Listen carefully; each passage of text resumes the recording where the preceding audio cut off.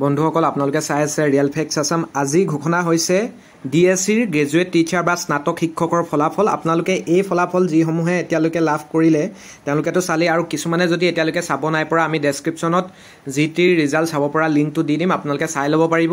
গতিকে অভাৰলেপিং হৈছে নেকি বহুতে সুধি আছে। অভাৰলেপিং বন্ধুসকল যিসকল পষ্ট গ্ৰেজুৱেট টিচাৰ চাকৰি পাইছে তেওঁলোকৰ কেৱল মাৰ্কছটোহে শ্ব' হৈছে, তেওঁলোকক কিন্তু ডকুমেণ্ট ভেৰিফিকেশ্যনৰ বাবে মতা হোৱা নাই। গতিকে ইয়াৰ পৰা এইটো কথা কনফাৰ্ম হ'ব পাৰি যে যিসকল প্ৰাৰ্থীয়ে পষ্ট গ্ৰেজুৱেট টিচাৰৰ বাবে চিলেকশ্যন পালে বা যিসকলৰ ভেৰিফাইড হৈ গ'ল তেওঁলোকক পুনৰ গ্ৰেজুৱেট টিচাৰৰ বাবে নাই মতা, মানে তেওঁক সেই পষ্ট গ্ৰেজুৱেট টিচাৰ পষ্টটোৱে দিব। ইয়াত অভাৰলেপিং কেতিয়াও নহয়।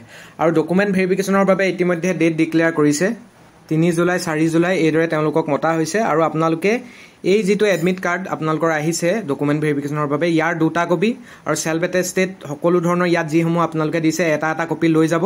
আৰু আপোনালোকে কেৱল এই যিটো আপোনালোকৰ ভিউ ৰিপৰ্ট, আপোনালোকৰ এপ্লিকেশ্যন ফৰ্মটো হওক বা আপোনালোকৰ এই এডমিট কাৰ্ড, এইবিলাকৰ 2টা আৰু ফটো 2খন পাছপৰ্ট চাইজৰ, এইখিনি আপোনালোকে 2টা কপি নিলেই হ'ব। বাকীবিলাক আপোনালোকে চেল্ফ এটেষ্টেড কৰি ইয়াত আপোনালোকৰ এডমিটৰ লগত যিসমূহ ডকুমেণ্ট দিছে তাৰ জেৰক্স কপি এটা চেল্ফ এটেষ্টেড কৰি লৈ গ'লে হৈ যাব। সেইখিনি আপোনালোকে কিবা যদি কুৱেৰিজ থাকে এই সম্পৰ্কত, যিহেতু আমি ডকুমেণ্ট ভেৰিফিকেশ্যন PGTত কৰি আহিলোঁ, আমি ভালকৈ আপোনালোকক জনাই দিব পাৰিম। কিবা যদি আপোনালোকৰ এই সন্দৰ্ভত কিবা খোকোজা থাকে, আখোৱা থাকে, আপোনালোকে সকলো ধৰণৰ মন্তব্য আপোনালোকে দিব পাৰিব কমেণ্ট ছেকশ্যনত। আমি আপোনালোকৰ সকলো কথা ক্লেৰিফাই কৰি দিবলৈ যত্ন কৰিম।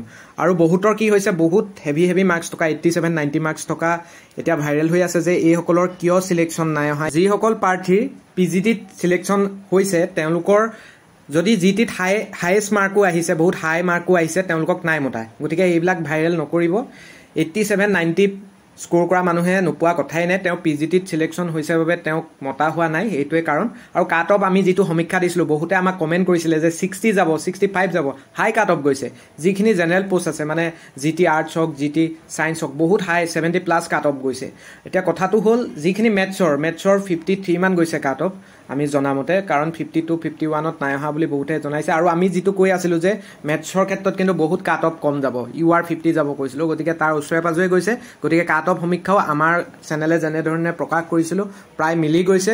আৰু কিবা গুৰুত্বপূৰ্ণ ইনফৰমেশ্যন থাকিলে স্বাভাৱিকতেই আপোনালোকৰ লগত শ্বেয়াৰ কৰিম। গতিকে নতুনকৈ চাই থকাসকলে চেনেলটো ছাবস্ক্ৰাইব কৰি ল'বলৈ নাপাহৰিব। ধন্যবাদ।